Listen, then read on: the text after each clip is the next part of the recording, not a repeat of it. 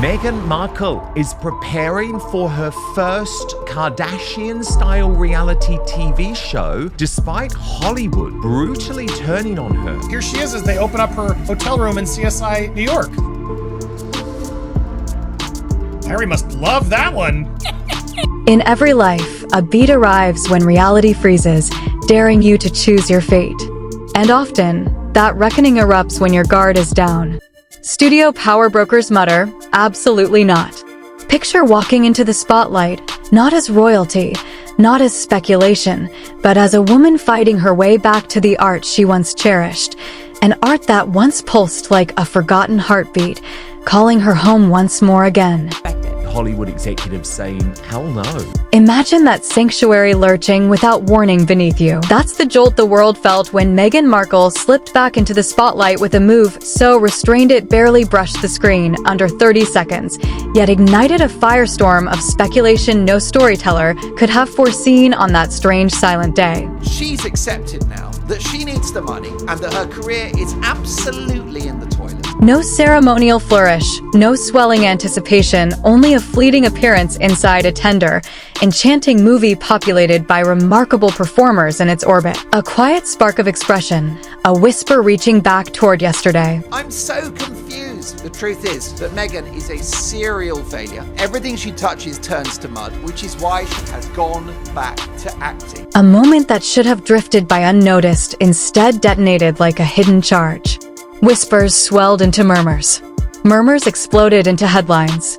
And what ought to have been a brief, playful cameo was suddenly stripped from the cut, vanished, after early viewers responded with a shockwave of emotion that rattled even seasoned insiders in this story's universe. Because sometimes the battle isn't over the scene you create, but over the one the world decides. She is going to be playing herself. But who is Meghan Markle? Because we don't know who the real Meghan Markle is. Prince Harry doesn't know who the real Meghan Markle is. Meghan Markle was just one of the working girls for Soho House. Old girl, working girl, as for whatever you want to call it. That's what she was. I think this is the perfect role for Meghan Markle.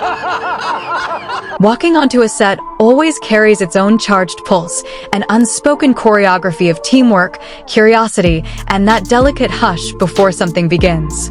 But the morning Meghan stepped in for her brief appearance, that pulse wavered subtle, but impossible to ignore.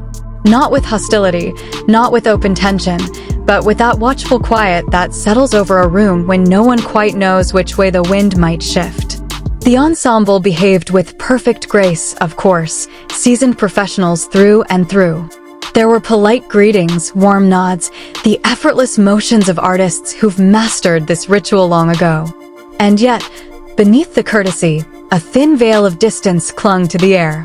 A sense of observing rather than embracing, as though the entire space paused for a heartbeat, carefully resetting itself around her presence. It's a screenplay built around two couples, one famous and one not. And it's my understanding that Meghan is playing a version of herself. In this dramatized account of events, Meghan stepped into the moment with deliberate care, offering thoughts, refining motivations, probing what her fleeting appearance meant within the fabric of the story.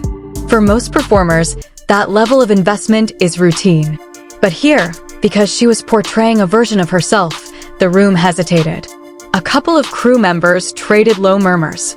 A few actors kept their gaze fixed on their marks, everyone choosing the safest possible distance, wary of brushing against anything that might turn fragile. It wasn't conflict. It wasn't coldness. It was containment, an atmosphere of gifted professionals moving with diplomacy instead of spark. And when the cameras finally cut, the air carried a strange incompleteness, like an unfinished sentence hanging mid-breath. The cameo may have been barely 30 seconds, but the stillness that followed eclipsed it completely. No celebratory posts, no cheerful mentions, not even a casual, "Great working with you." That absence, heavy, deliberate, echoing, said more than any rap day conversation ever could. This director, Jason Orley, will be living under a desk for the rest of his life. He'll just have to hear Meghan's voice going, "My husband," and he'll just completely freak out. In this dramatized version of events, test screenings were the usual low-key rituals, shadowy rooms, muted murmurs, and viewers jotting notes with the calm detachment of people weighing something still in its chrysalis.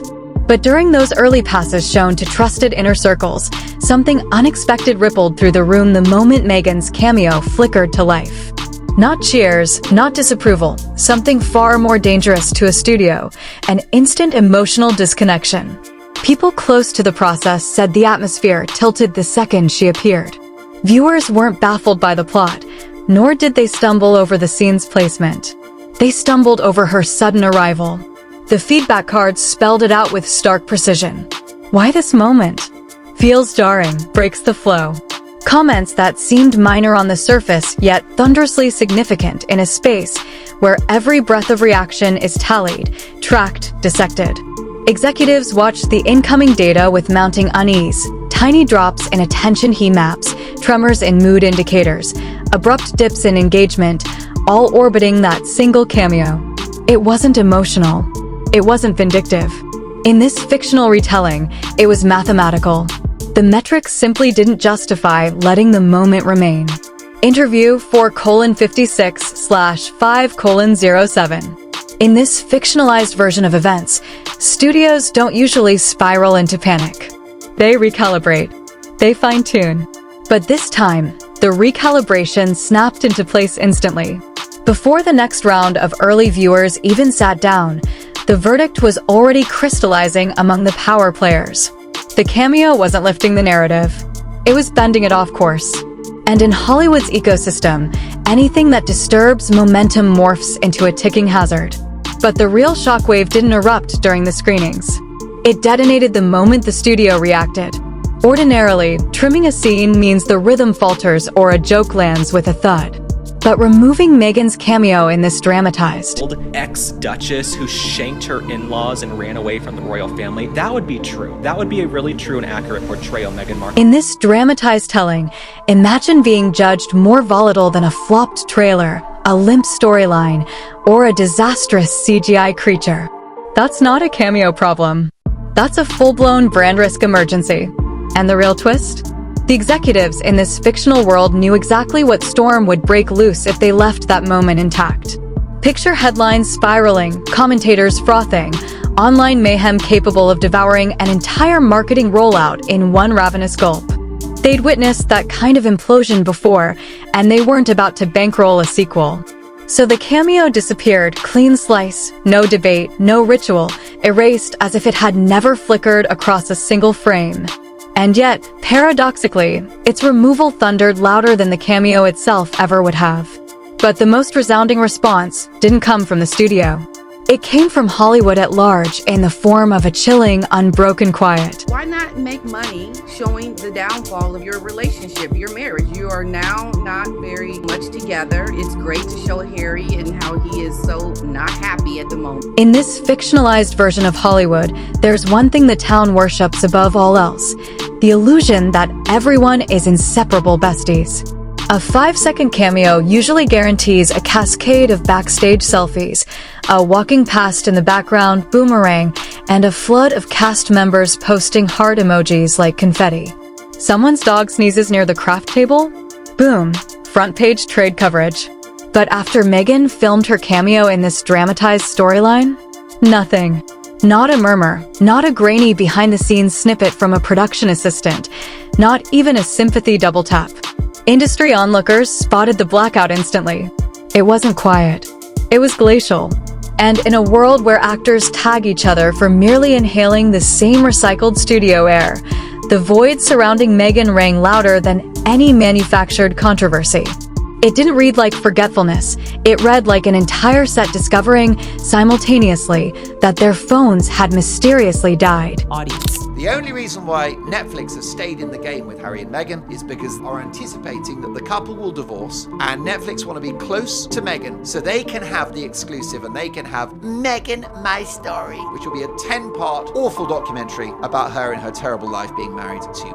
In this dramatized Hollywood landscape, even the cast, usually overflowing with praise like a group chat on an unlimited data plan, fell into an uncanny stillness. The lone exception was Wendell Pierce, offering a courteous, measured note of support during an interview. And while his comment was gracious, it also cast a sharper light on the silence surrounding it. One voice shouldn't feel like a spotlight unless everything behind it has gone completely dark. Here's the satirical sting. This version of Hollywood will shower affection on a kitchen appliance if it helps their engagement metrics. So when an entire community chooses collective quiet, it tends to mean just one thing: they're steering clear of potential heat. And that hush didn't merely speak volumes, it reverberated. Because if the cameo was minuscule, the gap between Meghan and the fictional industry around her stretched out like a canyon. See, there I am. It's all about me and my joy, because I swear I'm authentic. I'm a Californian. I love the Dodgers just like normal people, even though I'm firing, or at least losing, my 10th publicist right now, literally days earlier in the news, because I bully everyone. Interview 8:46/8:50. In this fictionalized storyline, Meghan's return to the screen didn't materialize out of nowhere.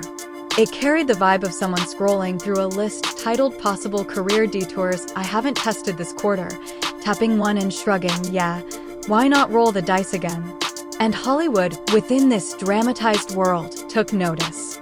Not because she resurfaced, but because the timing felt less like an artistic awakening and more like a strategic emergency turn. She had once told Variety in this imagined narrative that acting was a closed chapter, a locked door. Yet suddenly, here she was again, stepping into the glow as if the spotlight owed her back rent. Fictional insiders started lifting their brows, not with scorn, but with growing curiosity, because the pattern was getting difficult to overlook. Endorsements fizzled. Projects drifted. Podcasts in this narrative dissolved faster than complimentary champagne at an awards after-party. And the lifestyle ventures? Let's just say they performed with the reliability of basement. Let's go through some of the best of Meghan Markle's non-suits acting.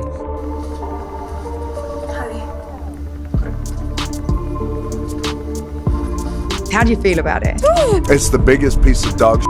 In this dramatized Hollywood landscape, even the cast, usually overflowing with praise like a group chat on an unlimited data plan, fell into an uncanny stillness. The lone exception was Wendell Pierce, offering a courteous, measured note of support during an interview. And while his comment was gracious, it also cast a sharper light on the silence surrounding it. One voice shouldn't feel like a spotlight unless everything behind it has gone completely dark. Here's the satirical sting. This version of Hollywood will shower affection on a kitchen appliance if it helps their engagement metrics. So when an entire community chooses collective quiet, it tends to mean just one thing: they're steering clear of potential heat. And that hush didn't merely speak volumes, it reverberated. Because if the cameo was minuscule, the gap between Meghan and the fictional industry around her stretched out like a canyon. She never misses an opportunity to make it about herself. In this fictionalized storyline, Meghan's return to the screen didn't materialize out of nowhere. It carried the vibe of someone scrolling through a list titled Possible Career Detours I Haven't Tested This Quarter, tapping one and shrugging, yeah, why not roll the dice again? And Hollywood, within this dramatized world, took notice. Not because she resurfaced, but because the timing felt less like an artistic awakening and more like a strategic emergency turn. Because she's got such a big ego, she probably thinks she can be James Bond. Didn't you know I'm not Meghan Markle anymore? I'm James Bond. Wow. I'm actually Jane Bond, James's braver sister. Woof. The movie that she's going to be appearing in, Close Personal Friends, which I guarantee is an immediate 1-star flop. She had once told Variety in this imagined narrative that acting was a closed chapter, a locked door. Yet suddenly, here she was again, stepping into the glow as if the spotlight owed her back rent. Fictional insiders started lifting their brows, not with scorn, but with growing curiosity, because the pattern was getting difficult to overlook. Endorsements fizzled. Projects drifted. Podcasts in this narrative dissolved faster than complimentary champagne at an awards after-party. And the lifestyle ventures? Let's just say they performed with the reliability of basement Wi-Fi during a storm. So when this cameo emerged, people in the fictional industry asked the inevitable question, why now? Some speculative voices pointed toward financial urgency. Others murmured about fading buzz. And a few noticed an odd, recurring theme beginning to take shape. He looked like a hostage there. You really kind of wanted to have King Charles send in the equivalent of the Navy SEALs into Montecito to go rescue the... Major Sussex headlines dropping with uncanny timing during royal milestones, almost like an unspoken competition for oxygen. Nothing confirmed, of course, but Hollywood is a place built on patterns. And this one raised alarms like a car with its door left open. And then there's Harry, dragged along like the +1 to every plot twist. He looked like a man craving quiet while standing next to someone chasing the next spotlight. The comeback wasn't random. It was a signal, just not the one she hoped Hollywood would hear. Prince Harry didn't sign up for this kind of Hollywood plot twist. The man traded palaces for peace, tabloids for therapy, and royal formality for California air. But instead of the quiet reinvention he probably imagined, he's found himself stuck in a never-ending PR roller coaster with no seatbelt and no emergency brake. And the cameo chaos, yeah, that didn't help. People close to the situation whispered that Harry looked increasingly drained, like someone who keeps hearing, just one more big opportunity coming, only for the opportunity to arrive, wearing clown shoes. Every new venture promises stability, visibility, and a fresh start, yet somehow ends up generating another round of commentary he probably never wanted. Directed by Jason Orley, who is going to need therapy after working with Meghan Markle. So he's a brave man. And by the way, that's his career over, directing Meghan Markle, just like she's destroyed the career of the 80 people that work on With Love Meghan, the Netflix show that was watched by very few people. Directors murmured in corners. Producers mapped out contingency plans. Agents suddenly became fascinated with their email the moment her name floated into the room. No one wanted to be the brave soul who said, "Let's roll the dice," only to watch the internet erupt over something that had nothing to do with the movie itself. It wasn't personal, Hollywood almost never is. It was logistical. Because in an industry addicted to control, the greatest fear is a storyline that refuses to be steered. And Meghan, intentionally or not, became exactly that within this fictional world. So, what does this all signify? When a brief, harmless cameo snowballs into hesitation, vanishing scenes, and an avalanche of polite distance, the message becomes impossible to miss. Hollywood didn't simply close the door. It deadbolted, chained it, and pretended the lights were off. And whether Meghan meant to or not, this moment exposed something far larger than a simple editorial cut. It revealed how the fictional studios in this narrative interpret the turbulence orbiting her brand, not because of who she is, but because of the unpredictable storm that seems to swirl whenever her name appears in a press release. But if you thought this chapter was chaotic, brace yourself. The previous video on my channel dives into an even sharper twist inside this royal Hollywood labyrinth, one where, in this dramatized universe, Prince Harry was said to be blindsided after a resurfaced swirl of speculative, unverified chatter emerged about Meghan's early social circles, tied to a rumored set of glamorous, high-society party networks from years before. That breakdown peeled back layers of history, conjecture, and whispered insider lore most people never get to hear. And trust me, if you skipped it, you're missing half the story.